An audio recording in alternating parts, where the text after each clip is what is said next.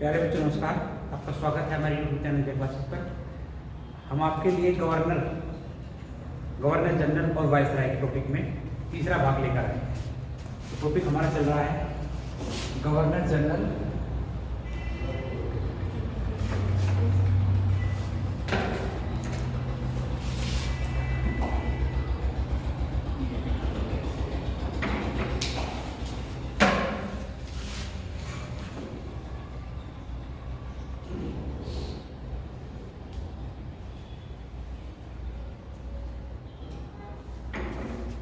में हम 1921 तक पहुंच गए थे। 1921 में आए लॉर्ड रीडिंग।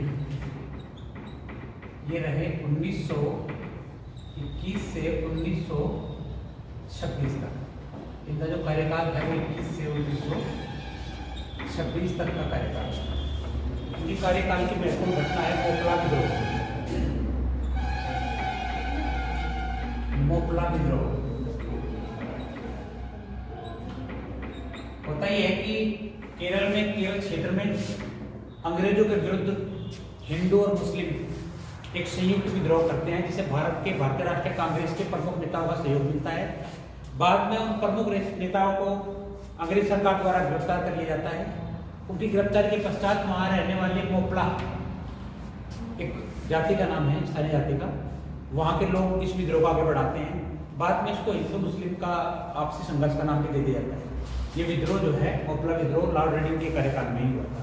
लॉर्ड रीडिंग के कार्यकाल में ही एक प्रिंस ऑफ वेल्स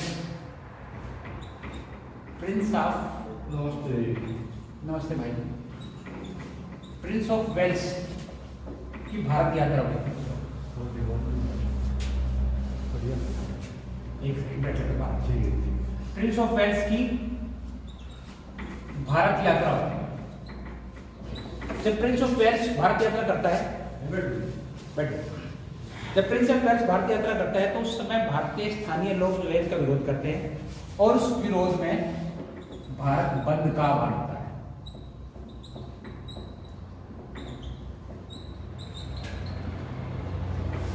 ये भी महत्वपूर्ण घटना है रीडिंग के कार्यकाल में। 5 फरवरी 1928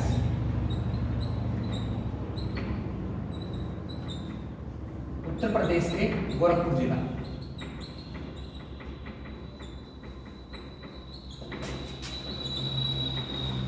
और स्थान का नाम है चोरा चोरी। हो ये रहा था कि 1928 में ये लोग अंग्रेज सरकार के विरुद्ध एक आंदोलन छेड़ रहे थे, और उस आंदोलन को छेड़ते वक्त स्थानीय लोग और ब्रिटिश गवर्नमेंट के सिपाहियों के विरुद्ध विद्रोह बढ़ गए भारत में अलग अलग जगह। तो उन विद्रोह के प्रतिक्रिया के फलस्वरूप 5 फरवरी 1922 को वहां के स्थानीय लोग, या फिर आप कह सकते हैं कि स्थानीय विद्रोही या आंदोलनकारी, चोरा चोरी में एक थाना था, उस थाने के अंदर सारे के सारे पुलिसकर्मियों को बंद करके आग लगा। और उसी दौरान भारत में चल रहा था असहयोग आंदोलन। 1922 में चला था असहयोग आंदोलन। तो जो पूरा प्रोग्राम था वो असहयोग आंदोलन का चल रहा था, और इस असहयोग आंदोलन चलवाया था महात्मा गांधी ने। ये लोग 5 फरवरी 1922 को चोरा चोरी में लगभग 22 पुलिसकर्मियों की जलाकर हत्या करते हैं जिंदा, और जिसके कारण महात्मा गांधी असहयोग आंदोलन को वापस, जब महात्मा गांधी आंदोलन को वापस कर लेते हैं उसके पश्चात भी 1923 में इनकी गिरफ्तारी हुई। ये घटना भी लॉर्ड रीडिंग के काल की महत्वपूर्ण घटनाओं में से एक है। 1923 में कांग्रेस के अंतर्गत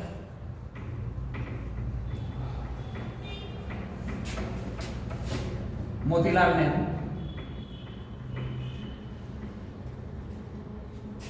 एवं CR दास, ये 2 व्यक्ति जो है गठन करते हैं स्वराज पार्टी का। कांग्रेस के अंतर्गत 1923 में हुए थे आम चुनाव और 1923 के आम चुनाव में स्वराज पार्टी को यह लाभ मिलता है कि बंगाल और मध्य बिहार इन दो स्थान पर स्वराज पार्टी की सरकार होती है।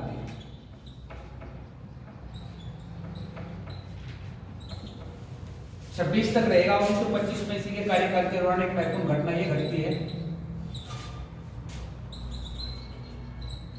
आर्य समाज के महान प्रचारक। आप जानते हैं कि आर्य समाज 1800 से प्रारंभ होकर आज तक भारत में चल रहा है और 1925 में आर्य समाज के महान प्रचारक हुए स्वामी श्रद्धानंद।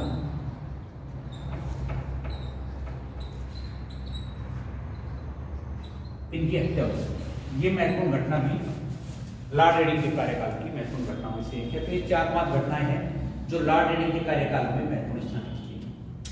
इसके पश्चात हम चलेंगे लॉर्ड इरविन की ओर 26 से 31 तक। इसके पश्चात अगला जो वायसराय आया वो आया लॉर्ड इरविन।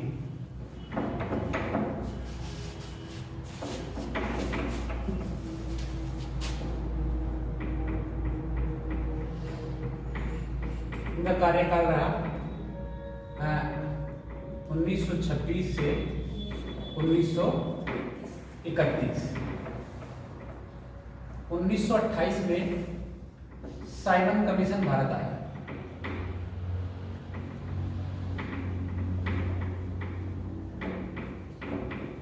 और इसी साइमन कमीशन का विरोध करते हुए भारतीय नेता लाला लाजपत राय की मृत्यु। इसका विरोध इसलिए किया जा रहा था कि इसमें सभी के सभी अंग्रेज थे, इसमें भारतीयों कोई साझेदारी नहीं थी इस कमीशन में। इस कमीशन का भारतीयों ने विद्रोह किया और उस विद्रोह में लाला लाजपत राय विरोध करते हुए लाला लाजपत राय की मृत्यु होती है। असल में लाठीचार्ज होता है इस विद्रोह में और लाठीचार्ज में गंभीर रूप से घायल होते हैं और बाद में इनकी मृत्यु होती है। जब लाठियां इनके ऊपर पड़ रही थी तो इन्होंने कसम कहा था कि ये लाठियां मेरे ऊपर नहीं, ये अंग्रेजी साम्राज्य के मैं अंतिम कील का पहले। ठीक है। इसी का प्रतिशोध अथवा विद्रोह लेने के लिए 2929 असेंबली बम विस्फोट होता है और एक होती है सैंडर्स की हत्या।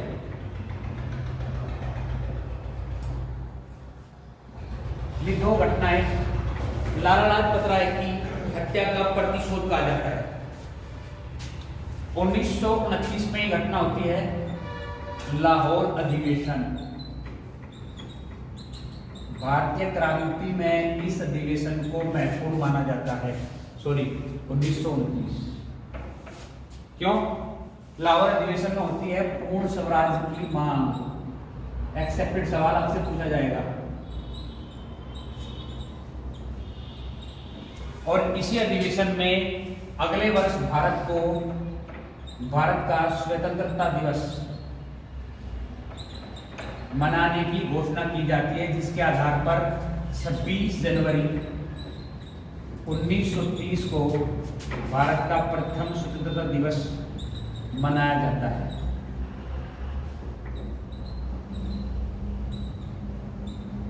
ध्यान रखना, भारत आजाद होगा 1947 में, लेकिन लाहौर अधिवेशन में ये घोषणा कर चुके थे। उन्होंने कहा था कि हम इसी के आधार पर जो है भारत का प्रथम स्वतंत्रता दिवस मनाएंगे 1930 में। इसीलिए 26 जनवरी को मनाया जाए भारत का स्वतंत्रता दिवस, इसी के आधार पर। ठीक है। और क्या होगा? 1930 में प्रथम गोलमेज सम्मेलन होगा।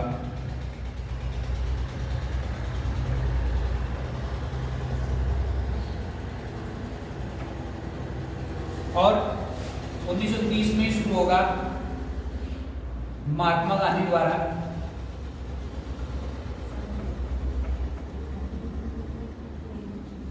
असहयोग आंदोलन।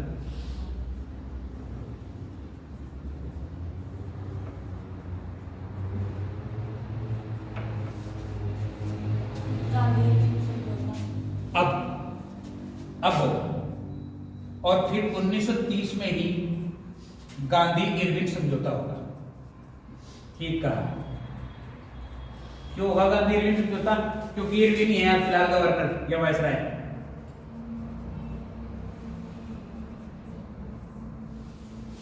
सुनिए, ऐसे योग नहीं, ये सविनय अवज्ञा आंदोलन है। ठीक करो, यह सविनय अवज्ञा आंदोलन,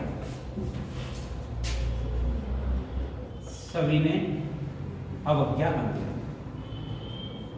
जब सविनय अवज्ञा के बाद गांधी इरविन समझौता होता है तो गांधी सविनय अवज्ञा आंदोलन को वापस ले लेते हैं। कहेगा ठीक है भाई, हमारी आपकी सहमति बन गई तो मैं सविनय अवज्ञा आंदोलन को वापस लेता हूं। और बाद में सरकार इस समझौते से मुकर जाती है। इसके पश्चात लॉर्ड वेलिंगटन आता है 31 से 36 तक। और बाद में ये होगा द्वितीय गोलमेज सम्मेलन होगा, जिसमें कांग्रेस स्वयं सम्मिलित होगी।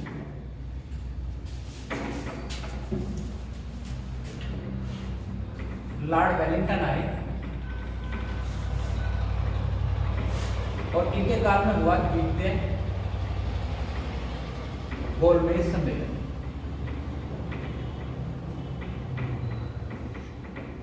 टाइम पीरियड है 1931 से 1936। ये एकमात्र सम्मेलन है जिसमें कांग्रेस शामिल होगी। एक एक्सेप्टेड सवाल, कांग्रेस का नेतृत्व करेंगे महात्मा गांधी। और होगा ये कि जिन मांगों के साथ महात्मा गांधी द्वितीय गोलमेज सम्मेलन में सम्मिलित हुए थे वो पूरी नहीं होती तो महात्मा गांधी पुनः सविनय अवज्ञा प्रारंभ कर देते हैं।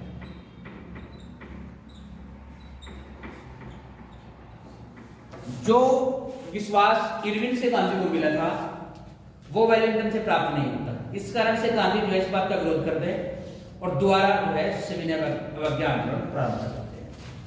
एक आता है सांप्रदायिक पंचांग। सांप्रदायिक पंचांग ये दिया था मैकडोनाल्ड ने।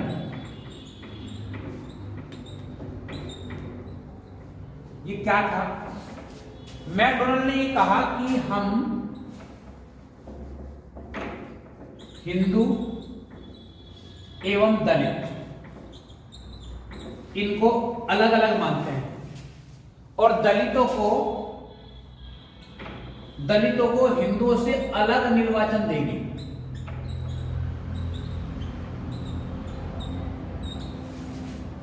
बेनिफिट क्या था? इससे पहले आपने देखा कि हिंदू और मुसलमानों को बांटने में अंग्रेज सफल हो गए। अब हिंदुओं का एक बड़ा अंग थे दलित। यहां से अंग्रेजों ने स्ट्रेटेजी लगाई कि अगर इन्हें भी बांट दिया जाए तो ये आपस में उलझे रहेंगे, तुम्हें समस्या पैदा नहीं होगी। और उस समय वो टाइम पीरियड था जब भारत में आजादी के लिए किए जाने वाले प्रोग्राम अपने चरम पर थे। भारतीयों के अंदर पूरी उथल पुथल मची हुई थी। तो अंग्रेजों ने सोचा कि किसी तरह से इन्हें तोड़ के अलग निर्वाचन का लड्डू पकड़ा दें, इनके क्षेत्र में इन्हीं का निर्वाचन होगा और ये बेनिफिट होगा, ये अलग हो जाएंगे जैसे मुसलमान। तो ये बात कहीं हद तक महात्मा गांधी समझते थे और महात्मा गांधी ने इस बात का विरोध किया और महात्मा गांधी ने शुरू कर दिया इसी के लिए आमरण अनशन।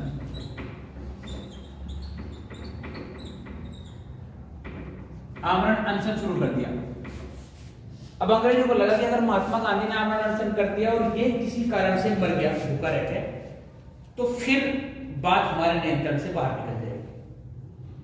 तो अंग्रेजों ने यहां से अपने आप को बैकफुट पर ले लिया और बैकफुट पर लेने से गांधी के साथ हुआ पूना पैक्ट या पूना समझौता। ठीक है बच्चों, 1935 या 1934 में कहो, बिहार को वेलिंगटन के टाइम में सामना करना पड़ा एक भयंकर भूकंप का। और एक महत्वपूर्ण घटना आई 1935 में, भारतीयों के लिए भी बहुत अच्छा और भारत के संविधान के लिए बहुत अच्छा, भारत शासन अधिनियम,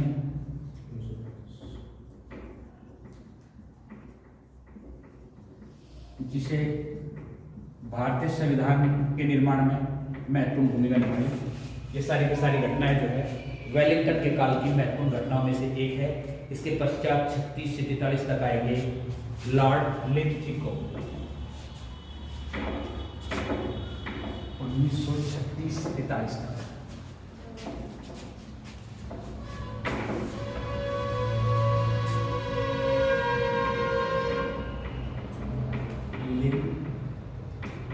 लिंथगो 1936 से 1943। महत्वपूर्ण घटना यह है कि कार्यकाल में क्या हुआ। इनके कार्यकाल में बच्चों होता है पहले आम चुनाव। ये घटना इनके कार्यकाल की है। इनके काल में जो है आएगा क्या, साइमन कमीशन। उसके बाद जो है इनके कार्यकाल में पहले आम चुनाव होंगे। हाँ, द्वितीय वर्ल्ड वार होगा। द्वितीय वर्ल्ड वार अगस्त प्रस्ताव इनके कार्यकाल में ही कब, इनके कार्यकाल में होगा 39 में, 1939 में द्वितीय विश्व युद्ध। और क्या घटना घटेगी बच्चों? द्वितीय विश्व युद्ध ऐसी घटना है जिसमें भारतीयों का समर्थन अंग्रेजों ने प्राप्त नहीं करा था और बिना किसी आम सहमति के भारत को इस युद्ध में सम्मिलित कर दिया। होता यह है कि जिन देशों के साथ भारतीयों का विरोध था या अंग्रेजों का विरोध था द्वितीय विश्व युद्ध में, उनका सामना भारत को भी करना पड़ेगा हर प्रकार से। तो इसका भारतीय राष्ट्रीय कांग्रेस ने विरोध कर दिया।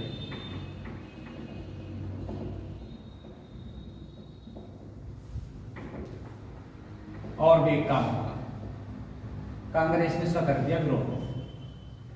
और 1939 में ही सुभाष चंद्र बोस ने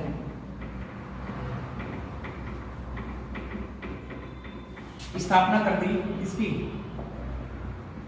फॉरवर्ड ब्लॉक की।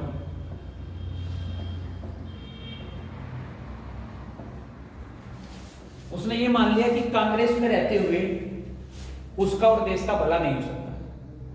जो महत्वाकांक्षा है, जिन महत्वाकांक्षाओं के साथ वो आगे बढ़ रहा था, वे किसी हाल में परे नहीं उतरती थी।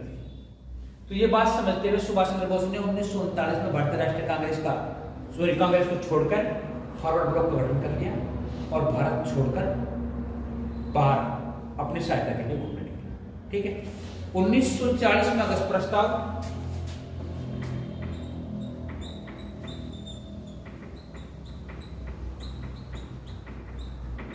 और 1942 में क्रिप्स मिशन भारत में।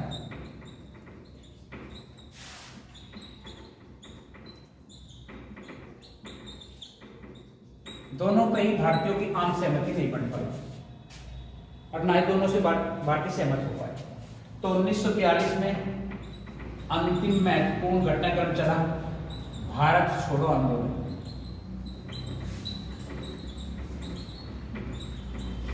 ये वो समय था जब भारतीय एक तरफ संविधान गठन की भूमिका तय कर रहे थे, एक तरफ भारत को आजाद कराने का प्रयास कर रहे थे और दूसरा विश्व युद्ध का लाभ उठाकर ब्रिटिश गवर्नमेंट पर दबाव बना रहे थे कि वो किसी भी स्थिति में भारत को छोड़कर यहां से निकल जाए। उसी दौरान 1943 में ही भारत ने फिर मध्य भारत ने एक भयंकर अकाल का सामना किया। 1943 में पड़ा बंगाल, मध्य भारत, भयंकर अकाल। यहां से भी वैसे तो भारतीयों के लिए हानिकारक था, बड़ी संख्या में लोग अकाल के कारण मरे, लेकिन एक बड़ा बेनिफिट ये मिला कि जो रेवेन्यू वसूल हो रहा था मध्य भारत से और बंगाल से अंग्रेजों को, उसकी भी कमर टूट गई। तो एक तरफ तो युद्ध में लड़ रहे थे, एक तरफ भारतीयों से लड़ रहे थे, और तीसरा मोर्चा ये होगा कि जहां से आम लाभ होना हो रहा था, पैसे का आमदनी हो रही थी, उसकी भी कमर टूट गई। इस सारे घटनाक्रम के होते होते साथ मैंने आपसे दूसरा और तीसरा भी मैंने आपसे गोलमेज सम्मेलन बात करी क्या? दो तो करे ना, हाँ तीसरा भी वही होगा, ध्यान रखना। तीसरा भी 1931 में ही होगा। 30 में पहला होगा, 31 में दूसरा और 31 में तीसरा। ठीक है, तो मैं हो सकता है मेरे दिमाग से निकल गया हो। ठीक है, तो ये जो आम घटना हुई, बंगाल में भयंकर अकाल पड़ा, जिसका बेनिफिट भारतीयों को दूसरे दृष्टिकोण से पड़ता है। वैसे बड़ी संख्या में भारतीय लोग जो है भुखमरी के कारण मरे थे इस अकाल के कारण। अब इसके पश्चात जो है लॉर्ड वेवेल आए, जो 1944 से 1947 तक रहेंगे।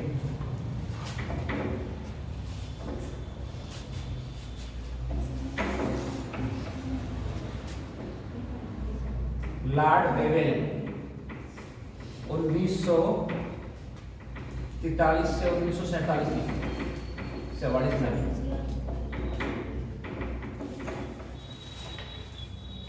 1947 तक रहे और इनके कार्यकाल में शिमला समझौता है।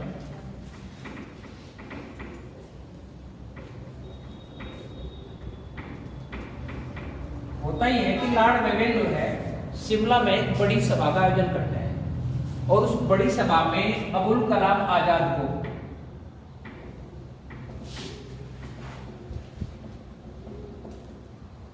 अध्यक्ष बना देते हैं। महात्मा गांधी सम्मेलन से तो दूर रहते हैं, लेकिन बहुत सारी किताब और बहुत सारे अखबार इस बात का समर्थन करते हैं कि उस समय महात्मा गांधी शिमला में ही थे। 1946 में आया कैबिनेट मिशन,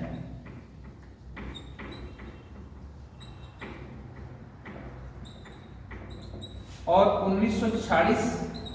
1947 में लेबर पार्टी द्वारा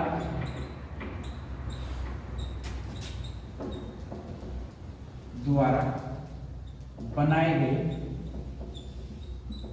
ब्रिटिश पीएम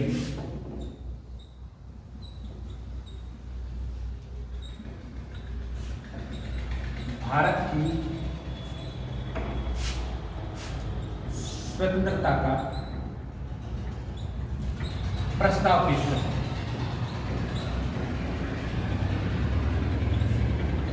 और कहा कि जुलाई 1948 तक भारत को पूर्णतः स्वतंत्र घोषित करेंगे। नाम है क्लीमेंट एटली, ब्रिटिश पीएम का नाम है क्लीमेंट एटली। क्लीमेंट एटली ने जुलाई 1948 तक भारत को स्वतंत्र घोषित करने की घोषणा कर दी।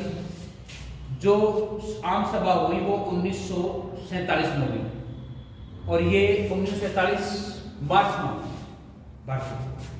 तो इसके लिए होगा ये कि 47 से मार्च एग्जैक्ट डेट अगर आप देखें तो 24 मार्च 1947 से जुलाई 1948 तक अगला वायसराय लॉर्ड माउंटबेटन भारत आता है। और लॉर्ड माउंटबेटन का भारत आने का एकमात्र उद्देश्य यही था कि भारत को आजादी हस्तांतरित करना, भारत को उसके अधिकार हस्तांतरित करना, प्लस भारत और पाकिस्तान दो अलग अलग राष्ट्रों का निर्माण करना। ये दो उद्देश्य के साथ लॉर्ड माउंटबेटन को ये टाइम पीरियड दिया ब्रिटिश पार्लियामेंट ने। ब्रिटिश पार्लियामेंट ने कहा कि इस टाइम पीरियड में आप अपना काम खत्म कर ले, तो होगा ये कि कितना 15 अगस्त 1947 को भारत आजाद हो जाएगा। और आजादी के साथ ही इसी टाइम पीरियड में माउंटबेटन का टाइम पीरियड पड़ रहा है, तो आजादी के साथ ही माउंटबेटन भारत का प्रथम गवर्नर जनरल बनेगा। ये भी एक सवाल आता है।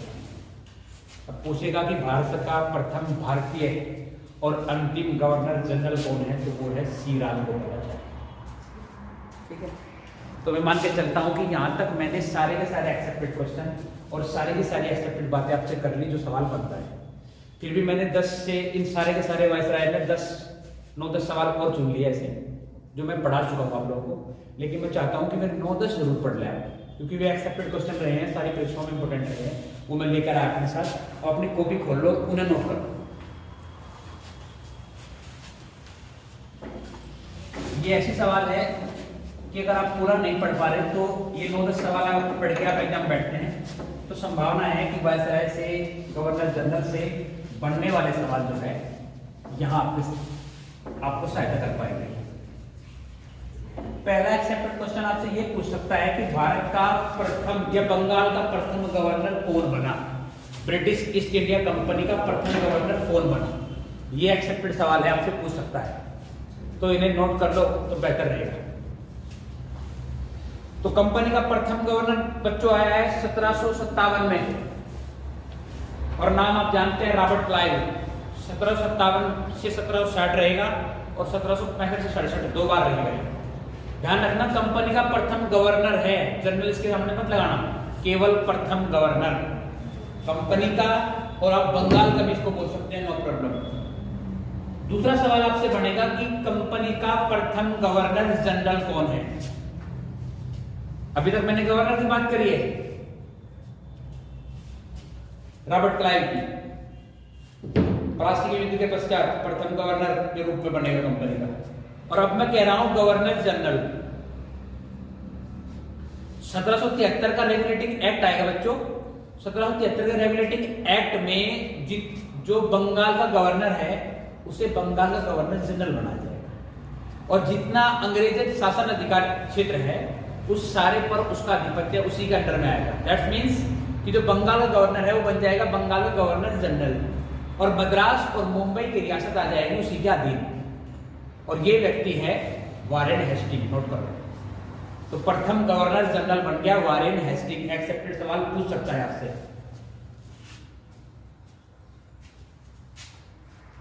आपसे पूछ सकता है प्रथम अस्थायी गवर्नर जनरल।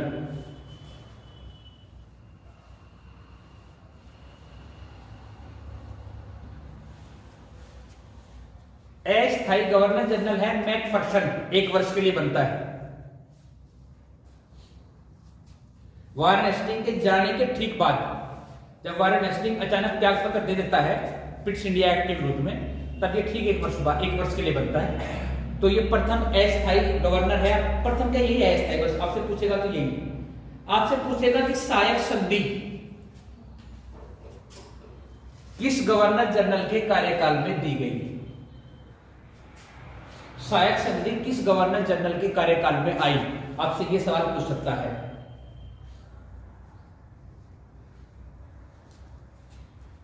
तो यह व्यक्ति है लॉर्ड वेलेस्ली, जिसके कार्यकाल में सहायक संधि आई। सहायक संधि क्या होती है बता चुका हूं मैं आपको। ब्रिटिश गवर्नमेंट राज्य को सहायता प्रदान करती थी, सुरक्षा, प्लस में उससे कुछ प्रतिबंध भी लगाती थी। वो साम्राज्य विस्तार नहीं कर सकता, किसी निकटवर्ती राज्य पर आक्रमण नहीं कर सकता, और किसी भी व्यापार की किसी को अनुमति नहीं दे सकता बिना अंग्रेजों की अनुमति। लॉर्ड वेलेस्ली लेकर आया सहायक संधि को। यही व्यक्ति स्वयं को बंगाल का शेर भी कहते हैं। एक्सेप्टेड सवाल है, पूछ सकता है इसे किस गवर्नर जनरल को बंगाल का शेर कहा गया? वही वेलेस्ली को।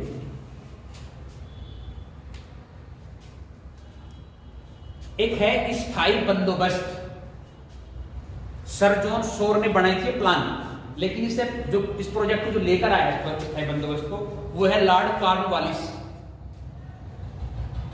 लॉर्ड कॉर्नवालिस स्थायी बंदोबस्त। मैंने बताया आपको स्थायी बंदोबस्त ये होता है बच्चों कि जो भूमि कर था जमींदार और कंपनी के बीच में बंटवारे के लिए बनाया गया प्लान था स्थायी बंदोबस्त। अब ये होगा कि 10/11 भाग कंपनी लेगी और 1/11 भाग जमींदार के पास है। ये स्थायी बंदोबस्त था। अगला एक्सेप्टेड सवाल है, भारत का प्रथम गवर्नर जनरल। देखना अभी तक बंगाल का चल रहा था, अब भारत का प्रथम गवर्नर जनरल 1833 के एक्ट के तहत बना बच्चों। ये है लॉर्ड विलियम बेंटिंग। 1833 के एक्ट के तहत लॉर्ड विलियम बेंटिंग भारत का प्रथम गवर्नर जनरल बना। अभी संपूर्ण भारत का गवर्नर जनरल हो गया, ठीक है, समझ में आ गया ना? ठीक है, एक सवाल इससे और लिख लो विलियम बेंटिंग से। सती प्रथा का अंत करने वाला भी लॉर्ड विलियम बेंटिंग है। ये भी सवाल आपसे एग्जाम में पूछ सकता है।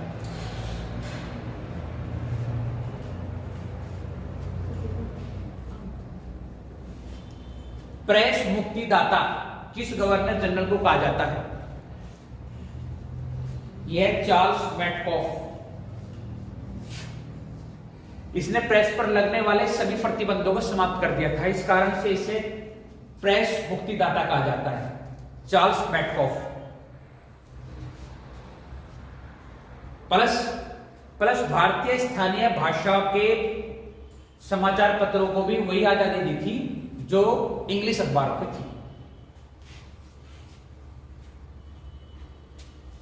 आपसे पूछ सकता है संडे की छुट्टी किस गवर्नर जनरल के कार्यकाल में हुई?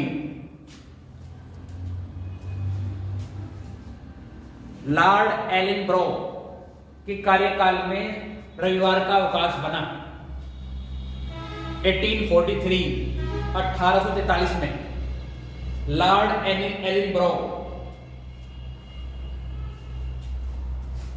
आपसे पूछ सकता है रेलवे का जनक किसे कहा जाता है?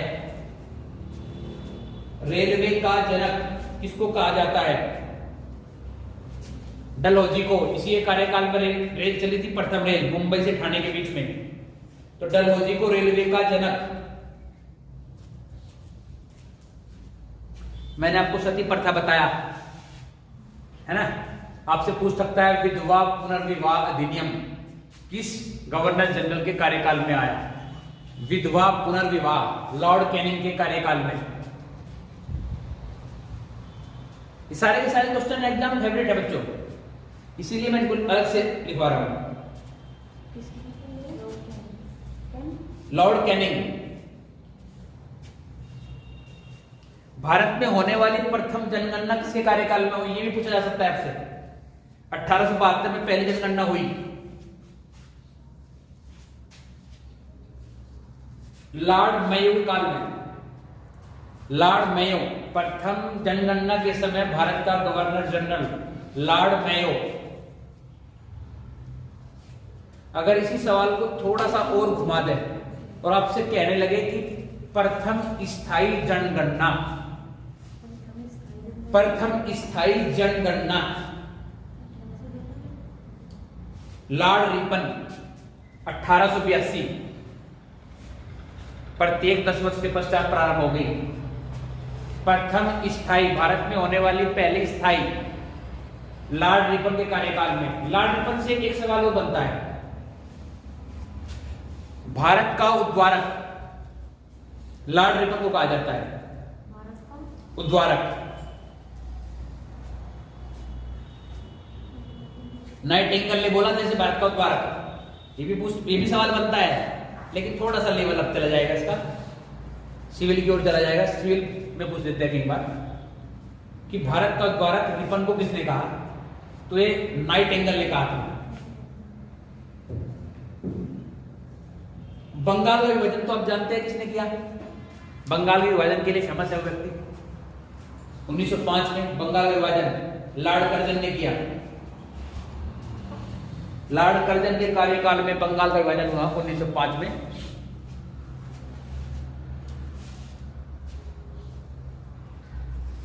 सूरत अधिवेशन 1907 किसके कार्यकाल में हुआ? सूरत अधिवेशन 1907 फेमस है बहुत, लॉर्ड मिंटो के कार्यकाल में। हाल फिलहाल ही किसी परीक्षा में आ रखा है जहां कांग्रेस का विभाजन होता है सूरत अधिवेशन में। दिल्ली राजधानी किसके कार्यकाल में बनी और कब बनी?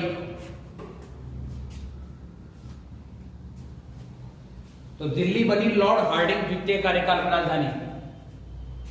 लॉर्ड हार्डिंग द्वितीय के कार्यकाल में।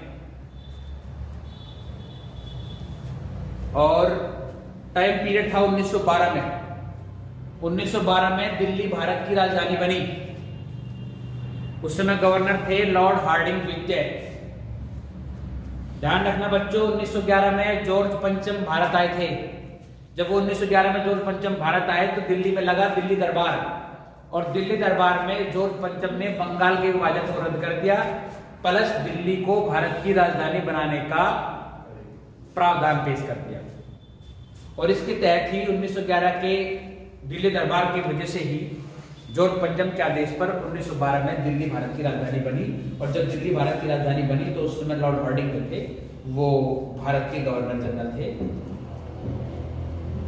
आपसे पूछ सकता है जलियांवाला बाग हत्याकांड किस समय भारत का गवर्नर जनरल कौन था? तो जलियांवाला बाग हत्याकांड के समय भारत का गवर्नर जनरल लॉर्ड चेम्सफोर्ड।